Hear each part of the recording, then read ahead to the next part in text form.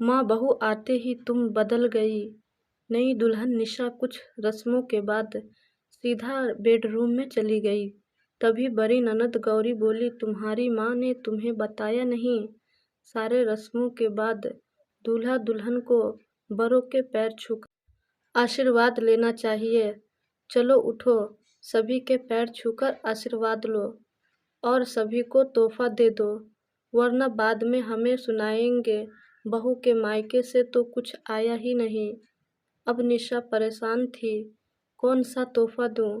तभी निशा को याद आया, उसकी माँ ने विदाई के समय एक पर्स में अलग से लिफाफे बनाकर रखे थे।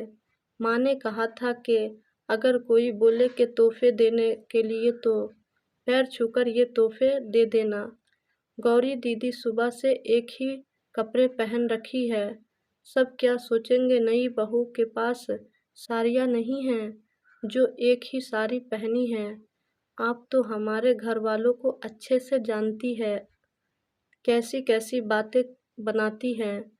ताई चाची लोग एक काम करते हैं, माँ बहू आते ही तुम बदल गई, निशा की साड़ी बदलवा देते हैं।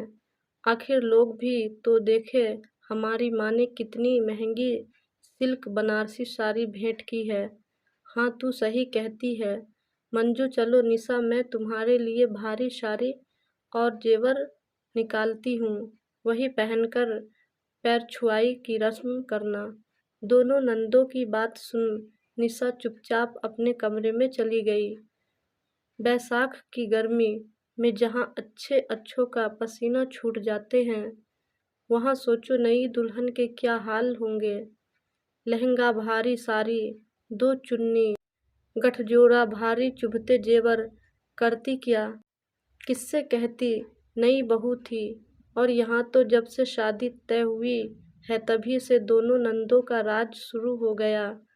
सास रेखा जी के तेवर अभी पता ही नहीं थे, क्योंकि शादी का सारा कार्यभार दोनों ननद रानी गौरी मंजू ने उठा रखा था।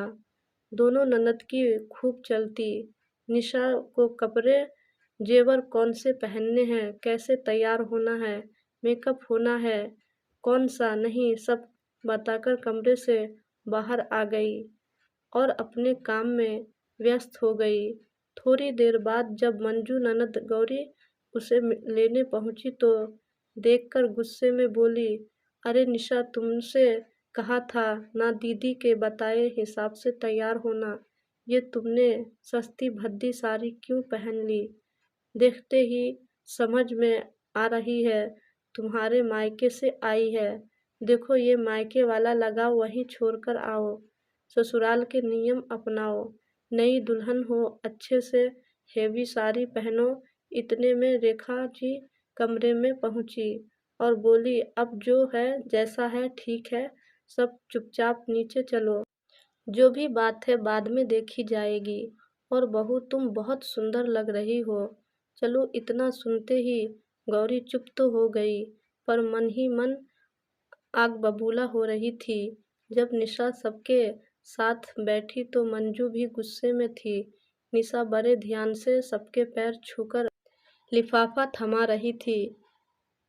इतने में मंजू बोली, अरे ये हमारी दादी माँ हैं, इनके पैर घुटनों तक दबा देना, बहुत आशीर्वाद मिलेगा। और ये दोनों बुआ भी बहुत बड़ी हैं, इनके भी पैर अच्छे से दबाओ, ये नहीं कि सिर्फ घुटना टच किया और हो गया। रेखा जी दोनों बेटियों को देख रही थी, कुछ अलग ही रंग ढंग है दोनों के। तभी निशा उनके पैर छूती है तो वो झट से उसे गले लगाकर कहती है, आज से मैं तुम्हारी सास से ज़्यादा माँ हूँ, किसी बात की चिंता मत करना। उसके बाद उसने गौरी दीदी के पैर छुए, मंजू के पैर छुए। अगले ही दिन बहू की पहली रसोई होनी थी। कुछ मेहमान चले गए थे, मगर खास लोग रह गए थे। गौरी मंजू दोनों ने निशा को रात को ही खाने का सब कुछ समझा दिया था और कहा, वैसे तो बिरला काम वाली तुम्हारी मदद कर देगी, मगर मीठा तुम्हें खुद ही बनाना है। और हाँ, रस्म से पहले कुछ भी जूठा गंदा नहीं होना चाहिए। ध्यान रखना, हमारी माँ ने हमें बचपन से ही सिखाया है, इसलिए हम समझा रहे हैं। अगर तुम्हें रसोई में कुछ भी गड़बड़ की तो बहुत डांट पड़ेगी, इसलिए सावधान रहना। अपनी नंदों की बात सुन निशा जैसे बौखला सी गई। इतनी शक्ति है भगवान, सोचा था पढ़े लिखे लोग का घर है, कुछ तो छूट देंगे, मगर यहाँ तो 1000 साल पुराने रीति रिवाज आज भी चल रहे हैं। जब से इस घर में आई हूँ, ये नहीं होता वो नहीं कर सकते हैं। इतने सारे नियम आखिर कैसे घर में मेरी पार पड़ेगी। मैं तो रणवीर से कह दूंगी निभाने दो तुम्हारी माँ बहन को ये नियम। मुझे इन सब से दूर लेकर चलो। मुझे नहीं रहना ऐसे सरफिरों के संग। निशा सुबह जल्दी उठ गई अपनी पहली रसोई बनाने के लिए।